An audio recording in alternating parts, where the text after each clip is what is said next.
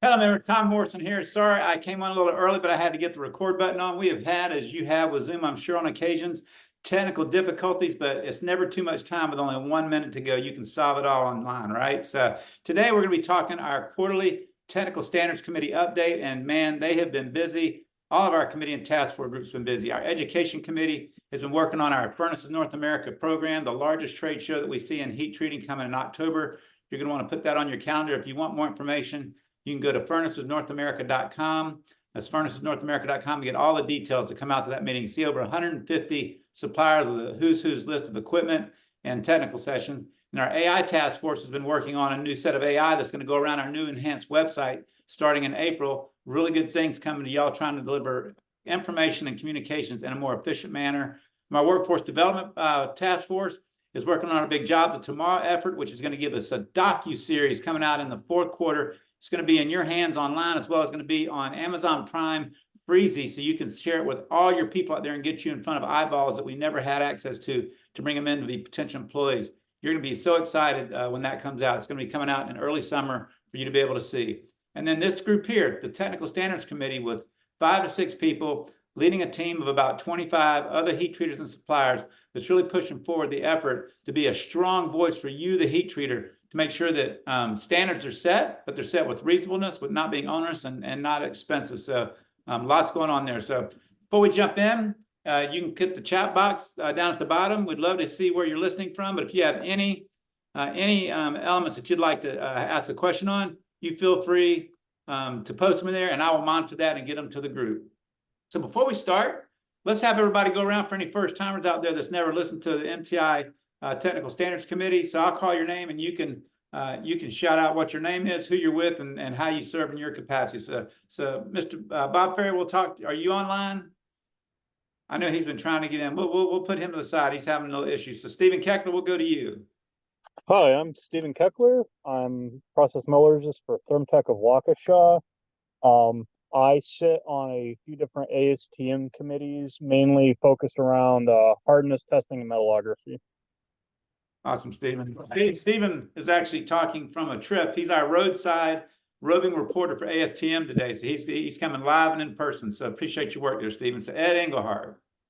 Yeah, Ed Engelhardt, Solar Atmospheres, pretty actively involved in NADCAP, AMEC, and ASTM, and AESQ, which is the Aerospace Engine Quality Group. Bob, Ed thinks that his full-time job is where he works, but it's really not. It's really at the spec writing, right, Bob? Ed? Yeah, something like that, yeah. Awesome. All right, let's go to Joanna Lisa in California. Good morning, everyone. Johanna Lisa, Continental Heat Treating, Quality Heat Treating, Corporate Director of Quality Assurance. Been involved in NADCAP since 2000. Heavily involved for the last 5.5 years in the NADCAP Management Council. And I leave all of the spec writing to Ed. That's a good man. Ed and Bob are so good at that stuff. So let's go to Mr. Doug Schuler. Hi, Doug Schuler, owner of Pyro Consulting. I am a consultant as well as a NADCAP auditor for Heat Treat and AQS. I am also the sponsor of AMS 2750 at the AMEC level and participate at the AMEC and the AMS Committee B level for the heat treat specifications. 2750, Doug. Just a small little spec that impacts quite a few people, huh? Yeah, just a little bit, right? Well, what we appreciate is the work that these people are doing on this call. They're, like I said, they're leading a team of 25 heat treaters and suppliers who are involved in all these committees, and they really need y'all's help when they ask to get input and stuff. So let's start off with Mr. Stephen Keckler. He's on the go on the road, so we're going to start with him and talk about, Steve, what's going on in the world of ASTM these days with hardness testing. Hi, everybody. Well, I hope everyone can hear me all right. So I don't have a huge number of specification-specific updates to provide as compared to when I spoke last quarter. So if there's a particular document you're looking for, I recommend you go back and check out that VOD. The biggest item that I would really like to draw everyone's attention to, though, is we do currently have a survey up on the MTI website. It's still open, I believe, through the end of the week. And that is addressing specifically a question that has to do with ASTM E18. That's Rockwell hardness. I think most of us do that. There is some discussion right now about looking at essentially codifying something that already exists in the spec, which is this, basically rounding HRC specifically to an integer or a whole number. There's not really any specific language at this time because this is just something that's in early stages of debate. There hasn't really been anything formal proposed. We've already gotten a number of really good responses. But this is the best way to make your voice heard. If you're not going to an ASTM committee meeting yourself, responding to the poll, and then that allows me to bring that to MTI, and that'd be really great. So if you haven't yet, I'd really encourage you to please just look at that, think about how that would impact your shop, and respond to the poll. Otherwise, the next set of committee meetings is coming up in the last week of May, and I will have a whole lot more to talk about coming out on the other side of that. Is that everything today, Stephen? I think that's all the big highlights, unless anyone has any questions about the going-ons within ASTM at the moment. Ed, do you have anything? I know you're about tuned into some of that stuff. No, just the next ASTM committee meetings will be in May in Philadelphia. I will be going to that. Be looking at committee E28, which is where the indentation hardness testing resides. And I'm sure there'll be discussion regarding what Stephen just brought us up to date on. I'll be going to the thermocouple and thermocouple testing committee meetings, E20. See if there's anything new coming up there. And I do some others that are more germane to solar than the industry as a whole. So yeah, I'll be at the ASTM meetings in May. Awesome. Well, Yeah, and go ahead, Stephen. Sorry. I was just going to say, specifically, I'll be attending the E28 meetings as well. So that'll be hardness testing. And then I'll be sitting in on the E4, which is metallography meetings. So if anyone does have any particular spec related questions or issues that they would want to address, you can always feel free to reach out to me, phone call, email, whatever. And I'd happily be able to bring that to the floor in the meetings. Yeah, likewise here too. Mr. Bob Fair, you on the line?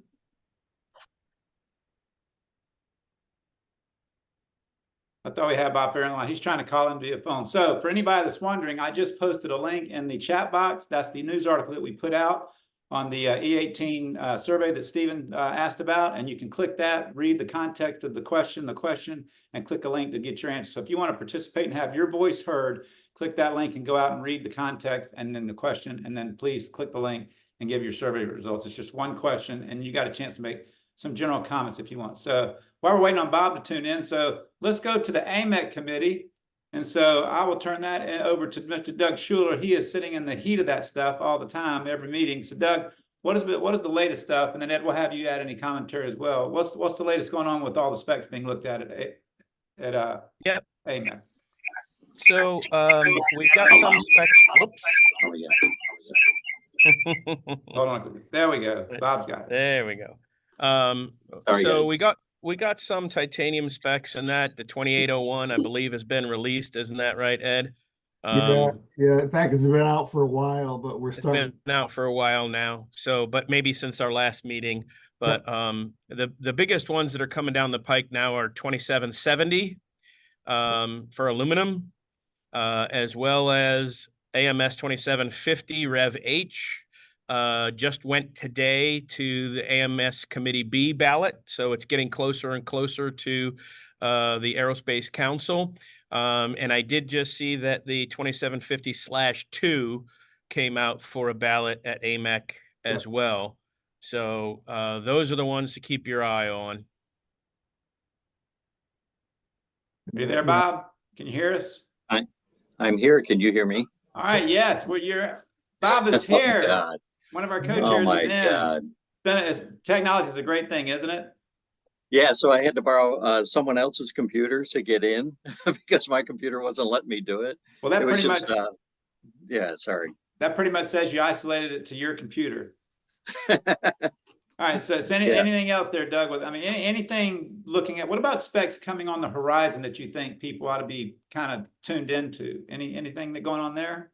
There's usually always something going on with one of the 2759 slash sheets. But there's nothing that's been of a dramatic nature that there's been any big arguments over or huge debates on. So nothing really big on the radar. I think one of the things that Bob had asked me to participate and you in this meeting was the most recent 14-day affirmation ballot at AMEC for one additional paragraph that we're adding in 2750H has Right. kind of had some questions come up as far as tell me what this paragraph actually means. And so this is the paragraph that was added to the offset section that says, if you implement or alter any correction or modification offset, then not word for word, but the ramifications of that adjustment need to be considered and objective evidence that it wouldn't cause some instrument calibration, SAT or TUS to fail. Now, there are certain circumstances for sure that if you're updating thermocouple correction offsets that you use normally during production, but you've changed from one batch to another, there wouldn't be any effect on any of the other tests. So all it would require you to do is to say, hey, we changed these and we're good to go because they don't affect any of the other tests. But there are some things that if you change an SAT correction offset, that could throw your TUS off. So in that case, there's no requirement to automatically perform a new TUS, but the requirement says you need to consider what effect that would have. So, for example, if you're allowed plus or minus 25 in your furnace and your normal TUS results are somewhere around half of that, let's say, and you have to tweak an SAT offset by a degree, obviously that's not going to mean your TUS is going to fail. So you don't have to immediately do a new TUS. All you'd have to do is document the fact that, yes, we changed the SAT offset, we looked at the TUS, and we don't foresee any problem, and sign off on it. That's the only requirement that's there. There's no expectation that mandates a new test. Gotcha. So Bob, anything from you on that as well? I know you were on that call. Yeah, so that's what Doug and I had kind of talked about is I wanted to make sure that we didn't have to go back through and start doing, another SAT or an initial TUS because you make one adjustment or you change a thermocouple out. And Doug is assuring me that that is not the case for this, for the way it's worded in the document. Awesome. Well, glad you're able to come to some conclusions on that. Another element that three of us on this call are working on is the training ARP for NADCAP through AMEC, the ARP 1962. It's coming for its 5-year review.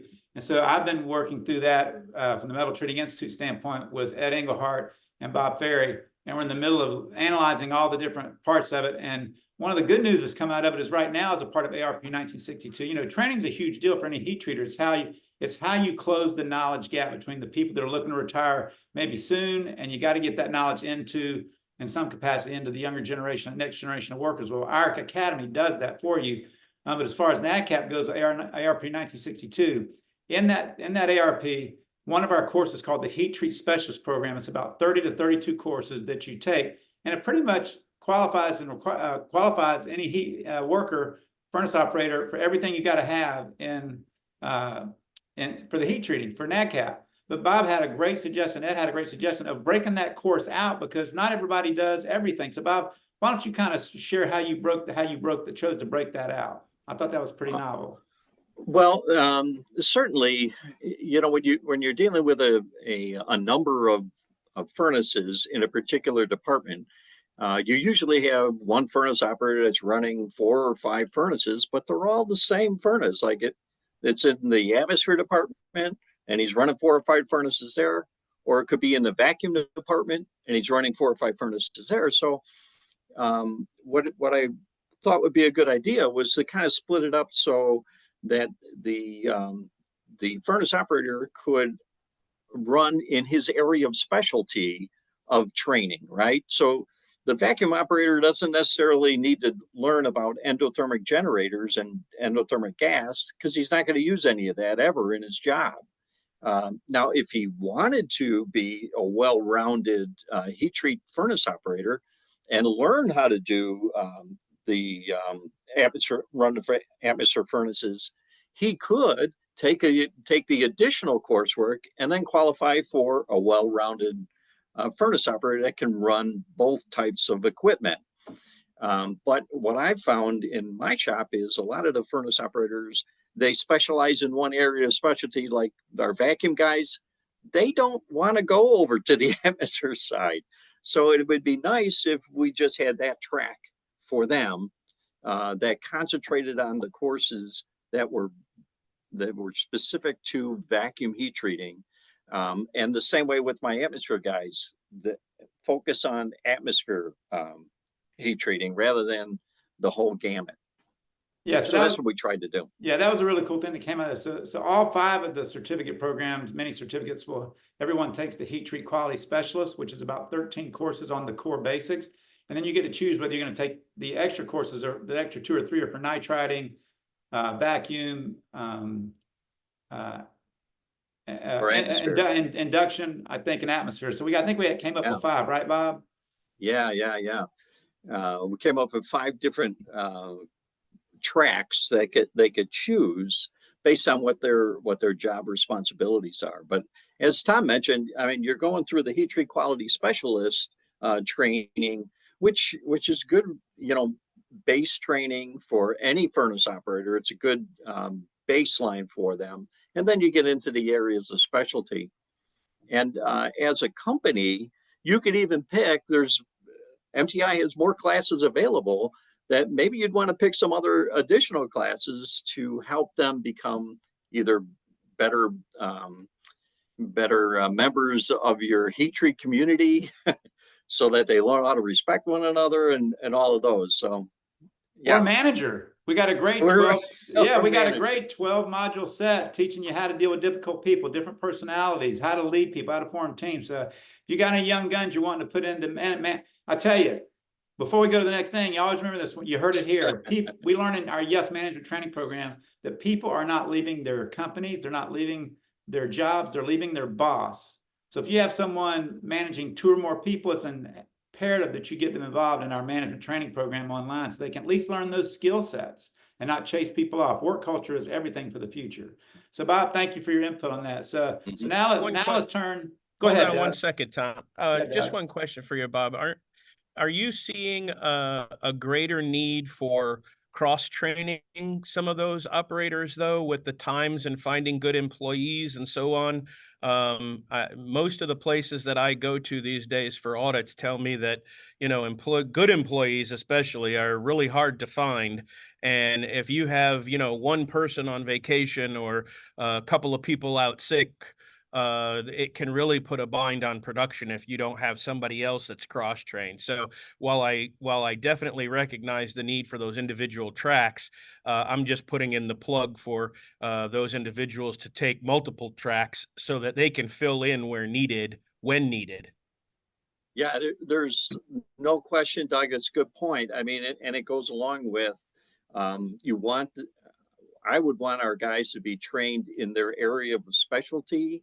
And then for cross-training, they can definitely we can point out the courses, the additional courses. And quite honestly, when Tom and I looked at it, there weren't that many more courses that they would have to take to have be trained in those other areas and allow them to be able to be cross-trained to run that equipment. Because as you can go through the coursework, but that really isn't going to tell you how to go run that furnace. And you've got to be able to split some time or give them some time for shadowing, right? And it takes a while of shadowing in order to gain that experience.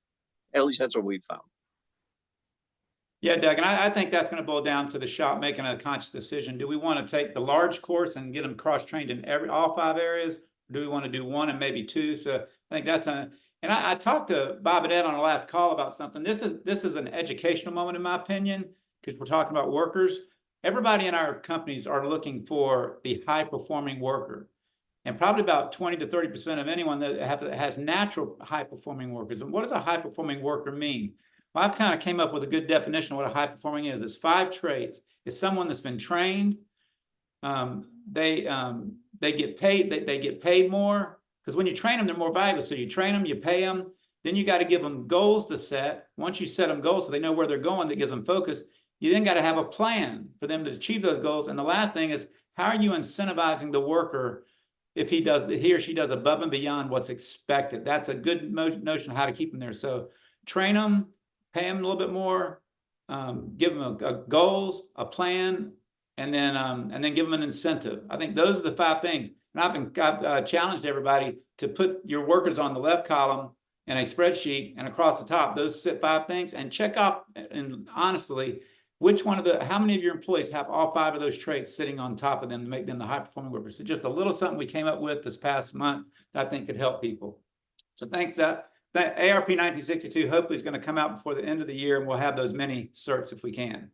So with that said, Bob, instead of going to CQI 9, I don't want to break the momentum going into NADCAP. We'll do CQI 9 after. So a lot of people don't really recognize AMEC writes the rules.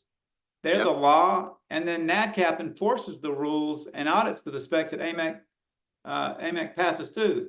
So that's what's exciting about having our leadership here on those task forces. They're creating the rules that you're all being heat treated, audited to. So you need to get involved with that. So I'm going to start with Doug. And Doug, if you can start on the NADCAP, and then we'll go to Bob, and then we'll end on Joanna, Lisa, and Ed. Right. Well, there isn't. I think Joanna might be the person to go to for most of the NADCAP stuff. I didn't make the travel over to Greece, nor will I be in London later on in June. So I haven't heard any big ramifications other than the fact that our first go round with the checklist for hardness and including room temperature tensile and metallography into that checklist kind of landed like a lead turd, if you will. No way. There were 80 technical comments, and only 20 of them were addressed at the Greece meeting. So there are still 60 technical comments that need to be worked through. I talked to William Farnell this morning, as a matter of fact. He said he's kind of continuing offline to work on that towards the June meeting. So come next October, it should be a real fun time seeing where we're at and going out for another ballot. So that's been the biggest struggle right now. Good. Why don't we do that? Why don't we go to Joanna? Because Joanna, you were at the last meeting in Greece. What a place to go have a meeting, right? So why don't you give us the update of what kind of, through your eyes, came out of that meeting? Well, my numbers differ a little bit from Doug's, but that's okay. I looked at the minutes. I'm sorry. I looked at the ballot comment resolution page of eAuditNet for 7102/5.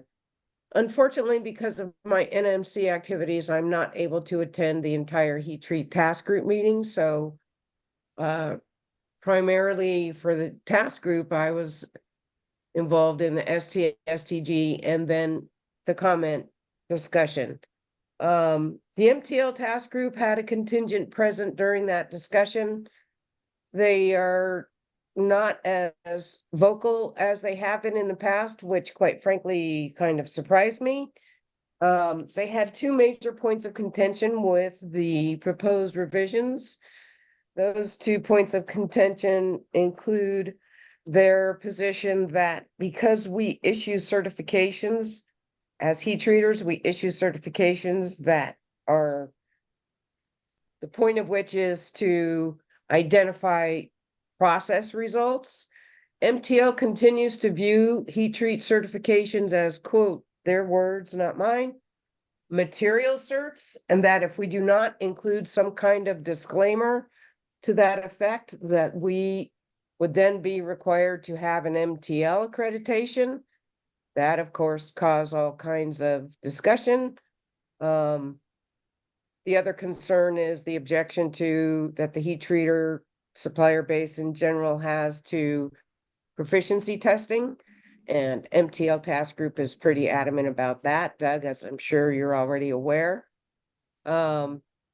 There are still many technical comments that need to be resolved. I don't exactly know what William would be able to address between meetings with that. The heat treaters present were vocal about the difference between a material cert and a process results cert. So that I'm sure will continue to be a point of contention. Ken is online, which I think he is. If there's anything else he wants to add via the chat, that would be appreciated as it relates to the 7102/5 comments. Another point is Mark Emerson, the current chair of the Heat Treat Task Group. The June meeting will be his last meeting as the chair. Jeff Koss from Boeing is the vice chair, and he will assume, probably, it's usually the way it happens, he will then become the chair of the Heat Treat Task Group. As far as any other major issues during the task group meeting, again, I'm unable really to address because my limited participation. STSTG was also held, and for an offshore meeting, I was very pleased that we had so many participants. I'd say there were at least 20 suppliers there, so that was good. A significant number, of course, they were first timers to STSTG, so that was really very nice. I also, during the Heat Treat Task Group meeting, when it was appropriate, asked subscribers who might be interested in attending to do so, because often subjects come up that are specifically related to a particular subscriber. And that suggestion was well received, so I'll probably bend Jeff Koss's arm to attend the next one. Does anyone have any specific questions about 7102/5 before I proceed to NMC? Or Tom, did you want to wait on the NMC report? No, you can go ahead and just keep right on rolling with and it's all in NADCAP, so just keep right on rolling. Okay, well, as usual, there's quite a bit of activity going on at the NMC level. I'm going to try and be brief, but there's a lot going on. Ethics and appeals. One of the issues that arose was the fact that there really is very little guidance for auditees appealing to ethics and appeals, and that the process for doing so is not very clear. And so there was a request that some type of written formal guidance be provided for auditees on how to proceed with an appeal. They handled one allegation, and 4 additional appeals were raised to the NMC level. Oversight, not a subcommittee that I can participate in as a supplier, but briefly, 60% of, just give you an example of what's happening there, 60% of observation audits for 2023 were completed. That's a pretty high percentage, still well below the goal. Let's see, we'll go on to globalization. The MMM task group is proposing that their commodity be split into 3 because they have 3 basic foci on that. NMC kicked that back to the task group looking for a business case. Additive manufacturing task group has published their handbook and their new audit criteria, and they have completed 2 trial audits. AC 7005 has been canceled. To refresh your memory, that's basically duplication of 7004. This was a Lockheed initiative. There have been 0 audits against it. So Susan Fraley, AQS task group chair, she proposed that it be canceled, and it was. There's also an initiative afoot for a new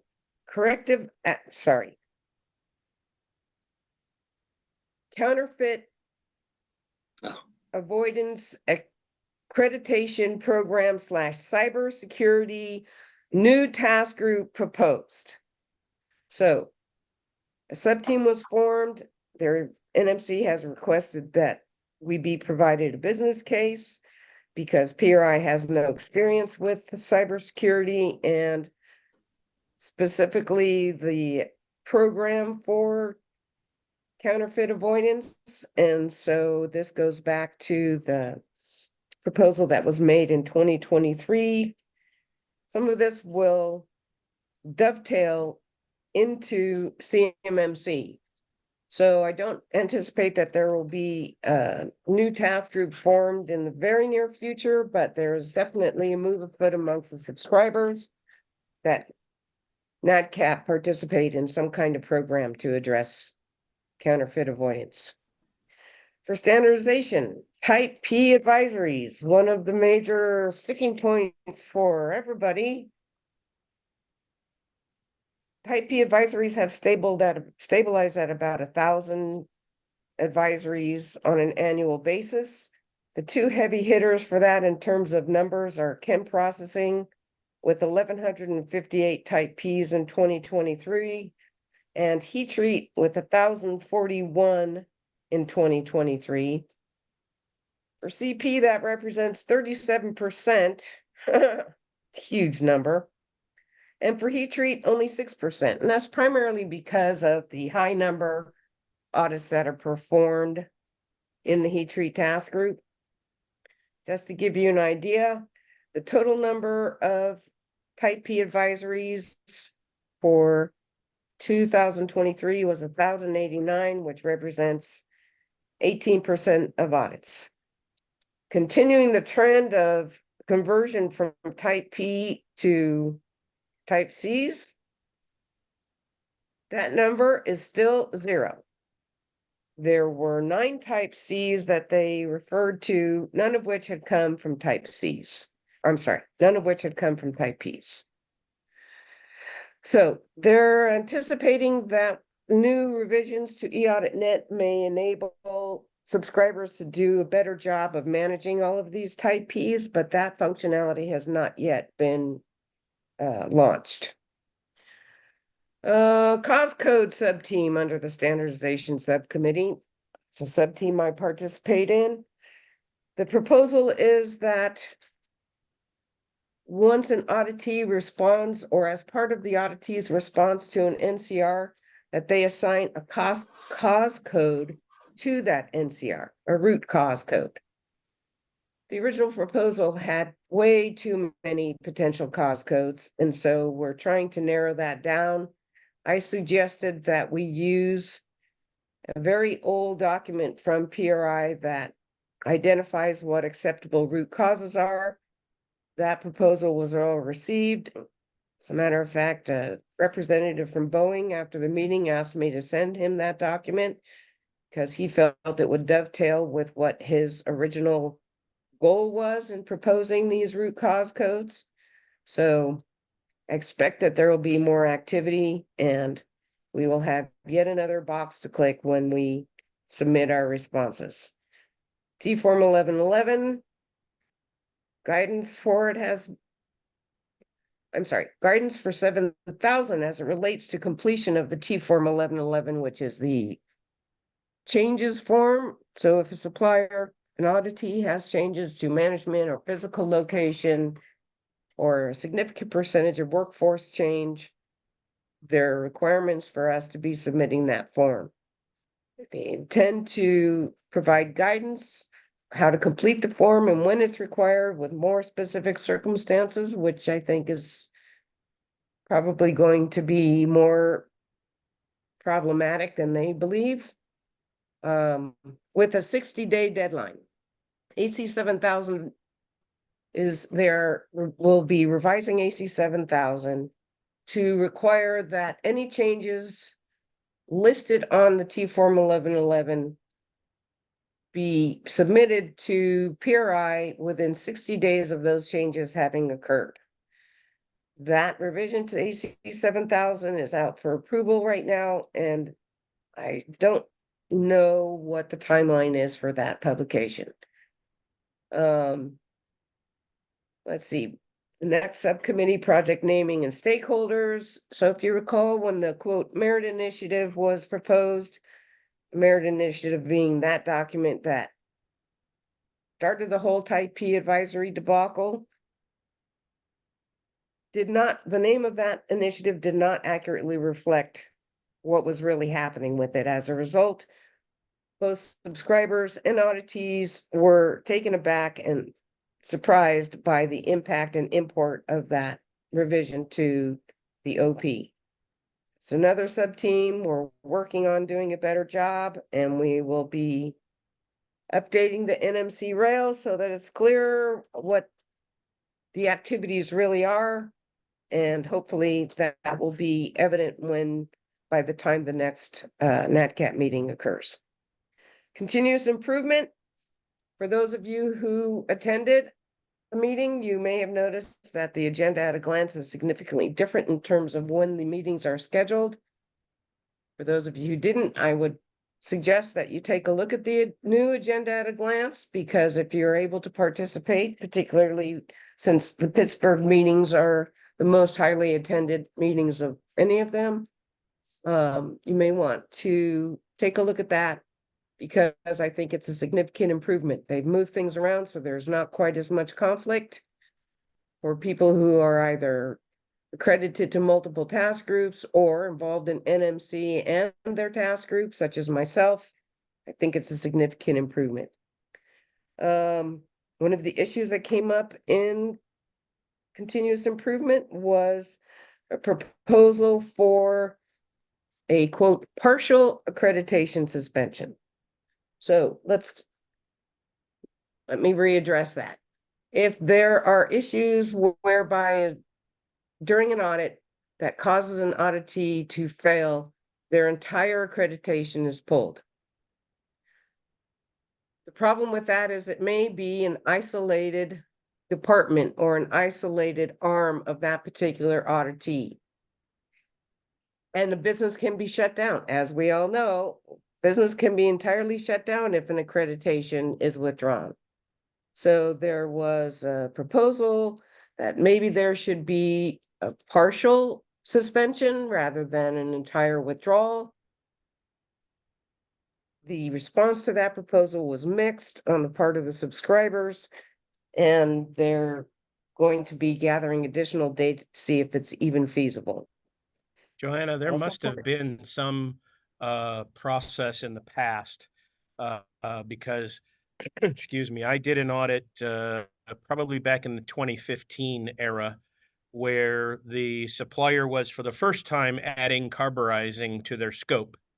And they had, just a dozen findings or so just for the carburize process that they just weren't ready for it. And so I queried the task group or the staff engineers back then and said, can I remove that? They said, well, obviously we weren't ready. Can we remove it from the scope so that we don't fail our entire audit? And the answer that I got from the staff engineer was, no, you can't remove it, but they can request the task group do it after the audit is complete. So there must have been some process because they did it back then. That's an interesting piece of information. I had a post-meeting conversation with the supplier that was making this proposal.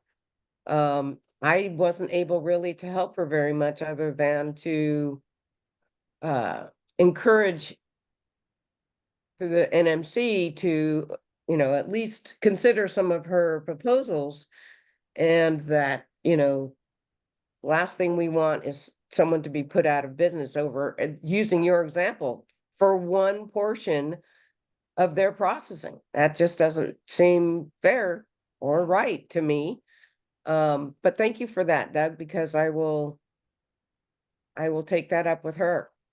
I'll have to go back in my archives and see what if I have an OP in that time frame that might give us some little hint. Okay.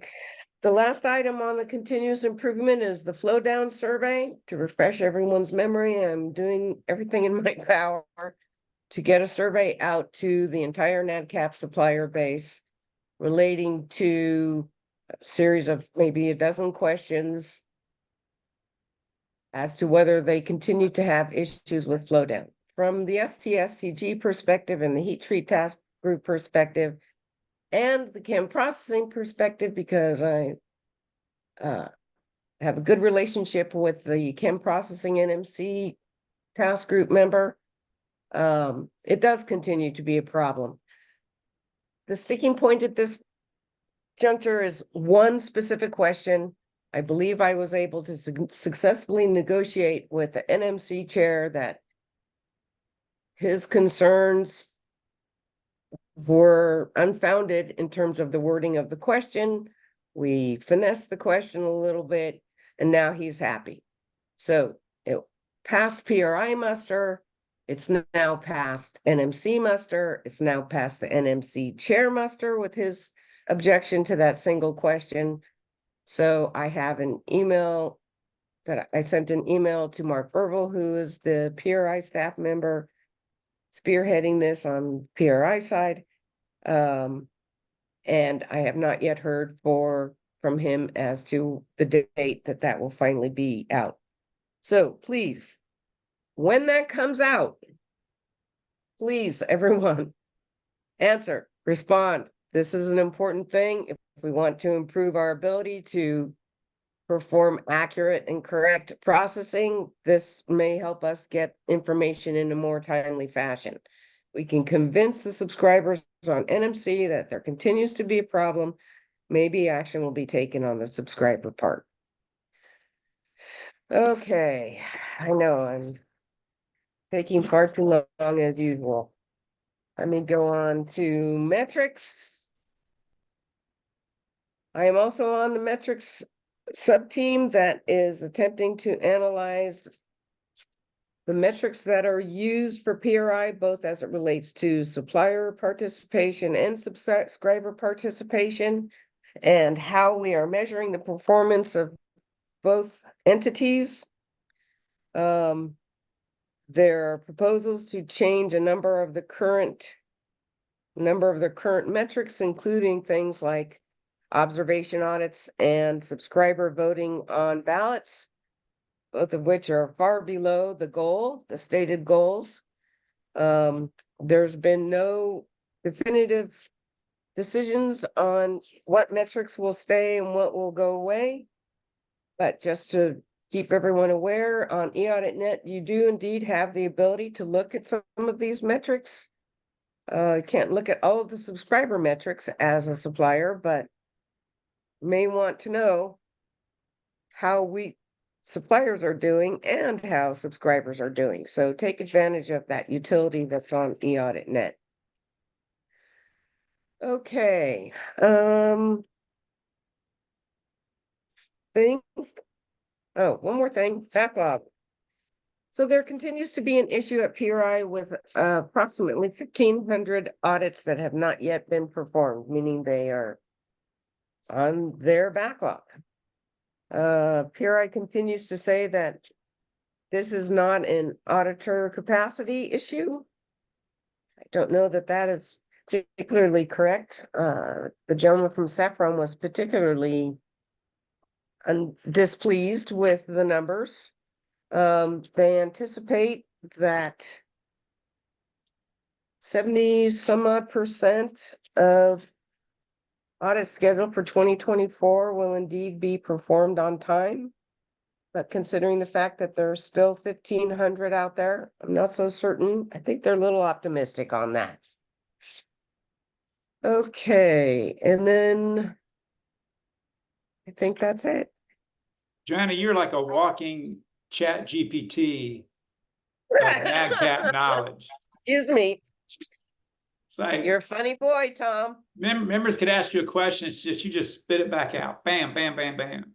So with that said, we greatly appreciate the information because you're the one that seems to have all that stuff bottled up in your head, and we got to get that information as best as possible. So I appreciate your work.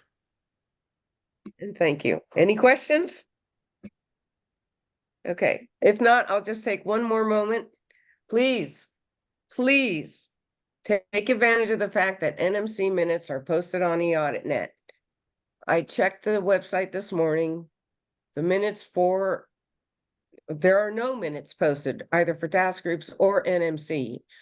But please read the minutes for yourself. Take a look, try and keep up to date.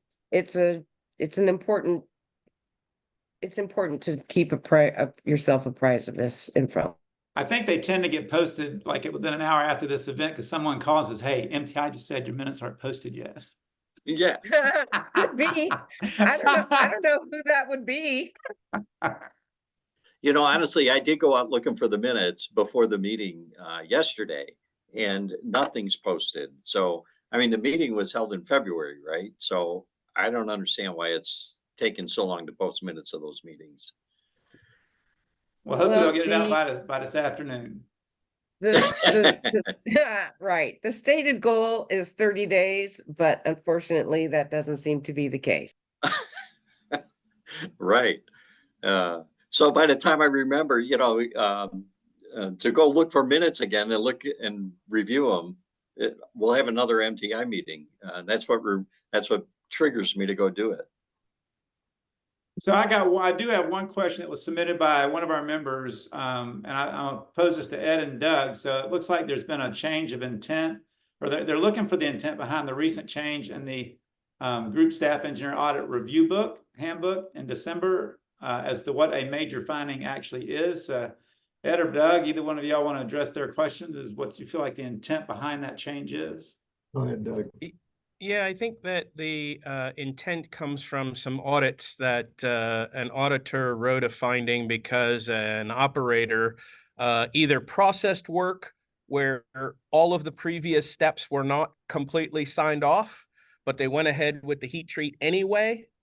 And in a couple of cases I know of, there were operators that put a job in and they know it's a 4-hour job, so they put the time out already on the router, knowing when they were going to take it out, but you can't put it down before it actually happens. So I argued and said, you know, if this was a one-time thing and so on, I could see where it could be a minor nonconformance, but they changed it and put it in to the description of a major nonconformance all the time. So that, as long as you're aware of it, you'll know that that just has to be part of your training and your internal auditing to make sure you don't have operators that are doing that. And you'll have to make sure that all the steps previous are signed off. And, you know, you get something all the way through to final inspection and there's 3 areas that weren't signed off, then there's a problem, right? Awesome. I hope that answered y'all's question on that. So any other final comments on AMEC or NADCAP? Yeah, All right, yeah, on AMEC real quick. A couple of things that are on the horizon. 2774H, which is nickel and cobalt based alloys, is I believe at Aerospace Council, so that should be published here anytime. And this year 2759/13 and /2 are going to be revised, or I should say reviewed for possible revision before the end of the year. Doug already addressed 2750. 2769 is also up for 5-year review. I'll be the sponsor on that. So all of you vacuum heat treaters that have concerns or questions about 2769, feel free to reach out to me and I'll carry your concerns to the AMEC meeting. And 2759 root document will probably start the 5-year review process later in the fall. I just wanted to get those in before we got off the AMEC business. Thank you. that's a lot coming up for sure. AMEC committee is going to be doing some good work. So Bob, let's transition into you. Did you have anything on NADCAP or AMEC? Just on AMEC, I know that they just put out the /13, 2759/13 for ballot. So I've got to review that, but they were holding off on releasing 12 until 13 was balloted and approved because they're trying to standardize on between both of those specifications. So that is out for ballot right now, and we should take a look at that. Yeah, so that's pretty much all I had on the AMEC standpoint. All right, well, why don't you just keep going into CQI 9? Give us a little update on what's going on there. Sure. And you guys mentioned that the AMEC meeting is January 17th and 18th at GeoCorp in Huron, Ohio, right? You mean April? April April. 7th. I'm sorry. Yeah, April. Did I say January? Yeah. Yes, April. Yes. Okay, going to CQI 9. So CQI 9, we're, it's meeting regularly again. So we're having monthly meetings, and they have sub teams that are working on different sections of that specification. We did go ahead and generate a process table that's going to be added to the new revision for aluminum extrusions that go through it's a thermal process as part of the extrusion. So you won't see it as a subsequent heat treat. So they're trying to put something in place for the automotive industry on that process and the critical areas that they need to watch there. So that got put through, and it got put through the committee, and it's all ready for publication. Now we're working on the laser heat treat process table. We were able to get a hold of Andy from Peter's Heat Treat, and he's going to help us with that, as well as get some input from some laser manufacturers, Coherent, to design that process table. So that one is in process now, as that we're working on. So that will be part of the new edition, but it's got a little ways to go. We are going to add some things to process table D, which is induction hardening. There doesn't seem to be enough checks and balances on scan hardening. So they want to beef that standard, their process table up a little bit, so that it would apply to scan hardening processes as well. And so that's going to be coming down the pike here. And we're continuing to work on the pyrometry section. That subcommittee is meeting every 2 weeks. And then we're going to try to establish all the changes that need to be done to that pyrometry section according to automotive, right? There also was some talk on doing a process table for forgings that are, they're controlled cooled and then used in that manner, or even for bar processing that they get normalized and with a controlled cooling, or induction hardened and a control cool. Because now that's working our way back into the material area. So there's some pushback on that from some of the OEMs, because they're, where do you draw the line? Like, how far back do you go to requiring that you maintain your pyrometry and your furnaces and everything per CQI 9, when we know that there's some material processing out there that isn't going to be able to meet the CQI 9 requirements. So that's being discussed, but it's right now they've just kind of talked about what we could do with with maybe upgrading or putting some more things into the CQI 9 process tables that could help if a OEM wanted to specify that a particular operation needs to follow CQI 9. So that's in the works as well. And yeah, that's about all I got going on with CQI 9 right now. So nothing painstaking at this point. Nothing painstaking. No major edicts came out that are going to cause anybody any heartburn at this point in time. All right, sounds good, Bob. Appreciate all your work you're doing there at CQI 9, man, and that group. Appreciate it. Mm-hmm. So Ed, last thing on the agenda is AS 13100. I know there's always a little bit of stuff to talk about there. Anything moving there? Yeah, we had the consortium, they call it, the AESQ group of both the primes and the suppliers who are members get together 4 times a year. We last met in Clearwater, Florida, back in the end of January and 1st of February. They're still working on revision A of AS 13100. It's out for the 3rd ballot. It's taking them much longer than they expected. Could sense some frustration from the authors of the revision about how many questions and issues people were throwing up at them. But, you know, it's for those of us who've been around spec writing for a while, it's no surprise there. They also have a part of your obligation when 13,100 applies to your organization is to conduct an annual self-audit and have it ready to, prepared to give to one of the primes if they so request it. And that's also having to be revised in concert with the revision A of 13,100. Interestingly, some metrics, all the coursework that's required to comply with 13,100, and there's quite a lot of it, all of the attendance has dropped dramatically over the last year. And I know it's a source of consternation to all of the supporting prime contractors who want this thing in place. And they're, desperately trying to figure out why the disconnect between rolling out the requirement and this drop in parties taking the courses. So I think just from my own perspective, most of their focus has been at the 1st tier level of suppliers. They're, their biggest and most important suppliers.